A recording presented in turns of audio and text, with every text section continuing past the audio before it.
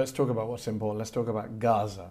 Almost 2 years ago, you quite controversially submitted these applications for arrest warrants against not only 3 leaders of Hamas, but also for Israeli Prime Minister Benjamin Netanyahu and then Israeli Defense Minister Yoav Gallant. You specifically accused them of willful killing, intentionally targeting civilians, extermination, using starvation as a method of warfare, as well as several other war crimes and crimes against humanity.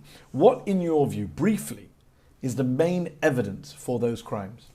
Well, I can't discuss the evidence because these were secret applications. The evidence was looked at by me.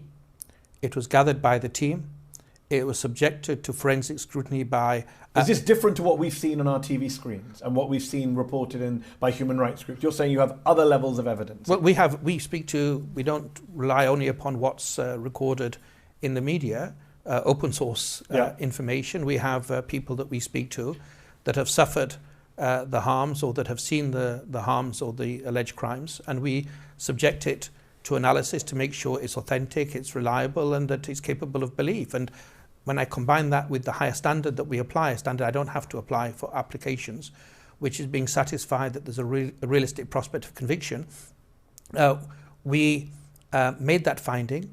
It was endorsed by the panel of experts, but much more important than this prosecutor's word is the fact that 3 independent judges, highly experienced judges of the International Criminal Court, is the pre-trial chamber, they reviewed that evidence and they issued warrants for... And they took their time too. They gave it later in the year.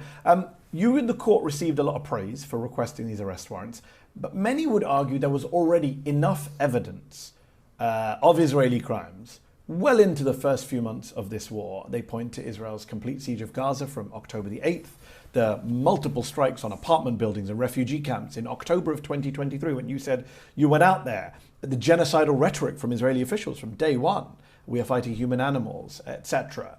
At what point did you look at Israel's actions in Gaza and decide, yes, in my view, they are committing specific war crimes beyond a reasonable doubt with a realistic prospect of conviction? Because while Israel's defenders say you rushed these arrest warrants to distract from sexual misconduct allegations, you know that a lot of Palestinians say you took too long.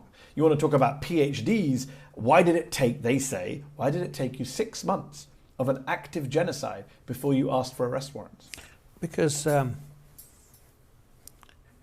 one can't simply get A roll and B roll and combine them into a nice package with a purple ribbon and say here's an application for a warrant. We have to be satisfied that the evidence that we collect is reliable and it's authentic.